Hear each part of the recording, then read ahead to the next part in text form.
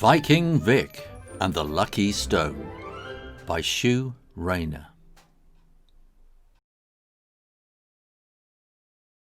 In the year 874, Vikings ruled the waves, sailing the seas in their powerful longships. And in a small village called Vik, Freya, Wolf, and Vik were born on the same day. When Vik lost his parents in a great battle a year later, he was adopted by Freya and Wolf's family, who took him in as their own son. But Vik and Wolf never did see eye to eye. "I'm the leader." "There's loads of driftwood on the beach," said Vik. "I'm not going all the way down there," Wolf grumbled. "Can't we find some wood up here?" Freya shivered. "It's too cold to go climbing down those rocks." Mum had told the children to find some kindling wood for the fire. Winter was drawing in. The dark sky forecast snow. They needed all the wood they could get. "Well, I'm going down there. Come on, Flek." Vik and his faithful dog scrambled down the rocks to the beach. Freya called after them, "We'll go and look for wood in the forest over there." In no time at all, Vik had collected lots of sticks, which he tied into bundles with long strips of leather. "Come on, Flek, it's started snowing. Let's go." Vik looked all around him, but Flek had disappeared. Vik ran down the beach calling Flek's name, but he was nowhere to be seen. Vik wasn't worried. Flek ran off all the time. He must have found something tasty to chase, Vik thought to himself. "I'm going home, Flek," Vik yelled. "I'm not waiting." As he turned to go, Vik spotted something on the ground. A smooth white stone stood out against the gritty grey sand. It had shining green and brown stripes on its surface. A perfect hole had been worn through at one end, almost as if it had been made by a jeweller. Vik tied a leather strip through the hole and hung it around his neck. "It's my lucky stone," he told himself. Just then, with a joyous bark, Flek appeared from behind some rocks. He leapt into the air, trying to catch the huge snowflakes that were now falling thick and fast. Viking weather. Vikings live in the far, far north, and when it snows, it really, really snows. The snow can stay on the ground all winter. Vikings use skis and sleighs to get about on the snow. Vik picked up his snow-covered bundles and scrambled over the rocks. The wind blew large white flakes into his eyes. The ground was already hidden under a layer of fluffy snow. Everything looked different. Vik headed towards the forest. "Wolf! Freya, where are you?" The snow made everything quiet and dampened the sound of his voice. All he could hear was the tramp of his feet and the wind blowing through the trees. It was late. The sky was dark and the snow was falling heavily. Vik felt very small and very alone. The path was covered by the snow, and Vik had lost all sense of direction. "Which way, Flek?" Flek stared at him. His look seemed to say, "I don't know. You're the leader." "The sun sets in the west," Vik explained. "If we head towards the darkest bit of sky, we should get home quite soon." "Come on." Vik didn't believe it, but it made him feel better. Flek followed. His master was always right, wasn't he? It was really dark now, and the snow was very deep. Vic was well and truly lost. He pulled his cloak around himself and shivered. "Ooh, we're going to die," he told Flek. "They'll find us frozen into blocks of ice." "Woof!" Flek barked and ran ahead. Vic strained his eyes. Was that a light? As Vic struggled through the snow, the light grew brighter. "Well done, Flek," he said excitedly. "It's a house." How not to get lost in the forest. If you are lost in a Viking forest, look at the tree trunks for a natural compass. Moss and lichen like the shade, so they grow best on the north side of the trunks. Now you can work out south, east and west. You can also tie red ribbons on the branches to mark your way back home. The door opened a crack. All Vic could see was a pair of suspicious eyes. A thin, reedy voice spoke. "Who's there?" "My name is Vic Haraldson," Vic's teeth chattered. "I'm lost and I'm freezing to death." The door opened a little more. An old, bent woman looked Vic up and down. "I can't leave you out there to freeze, but I don't want any funny business. I've got absolutely no food in the house, so don't expect me to feed you," she said. Vic was so pleased to be let into the warm, he didn't care about food. But once Vic could feel his toes again, his stomach began to rumble, and soon food was all he could think about. Vic sat by the little fire.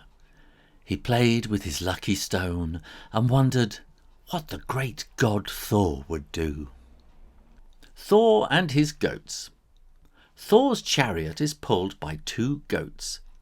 When Thor is hungry, he cooks the goats and eats them. If Thor wraps the bones up in the skins, he can bring the goats back to life. Now that really is fast food. A cunning plan popped into Vic's head. He winked at Flek before he said, "We could eat my dog." "Your dog?" the woman said, startled. Flek tucked his tail between his legs and whimpered. "Ow, ow, ow." "Yes," Vic sighed. "Of course, we'd have to use my lucky stone. Dog doesn't taste very nice on its own." The old woman eyed Vic suspiciously. "How does that work, then?" she asked. "We need to boil a large pot of water," Vic explained. "We can use the wood I brought to build a fire." The woman became quite excited and helped Vic get everything ready. When the water was boiling, they dropped his lucky stone into the pot. And then he tested it with a spoon.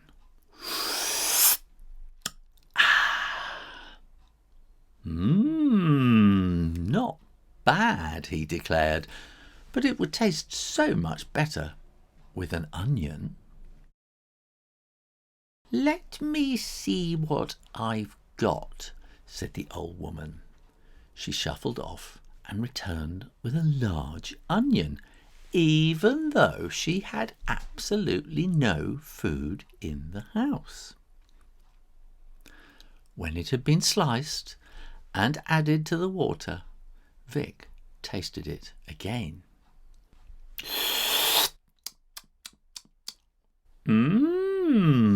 Good, he smiled, but it would taste so much better with a carrot.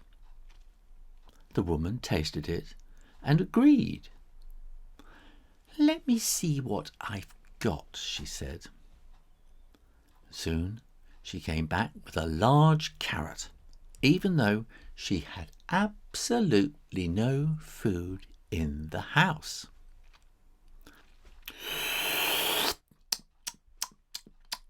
Yum, said Vic. It's really beginning to taste like something now, but it would be so much better with a handful of beans.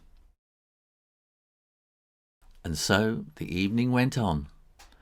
Every time Vic tasted the soup, he suggested another ingredient, and the old woman always managed to find what he asked for, even though she had absolutely no food in the house.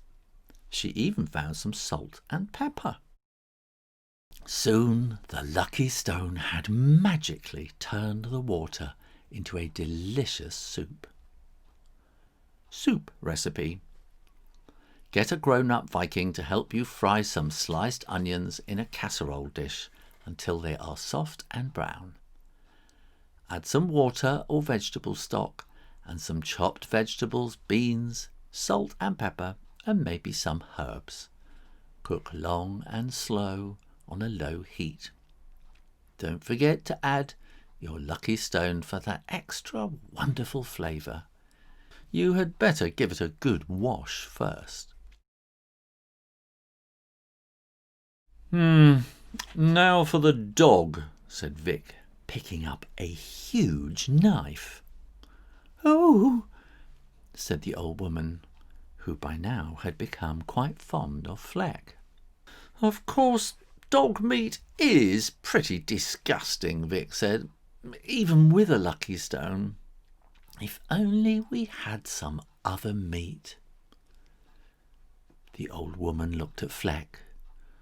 Flek stared back at her with his big, brown, trusting eyes. Let me see what I've got, she said. The woman found some cold cooked meat and a loaf of bread too, even though she had absolutely no food in the house. And soon they filled themselves up with the best meal either could remember, and Flek busied himself chewing the bone. That was wonderful, the old woman said, and to think it was all made with your lucky stone. Vic smiled, snuggled down in front of the fire with Flek, and fell into a deep and happy sleep.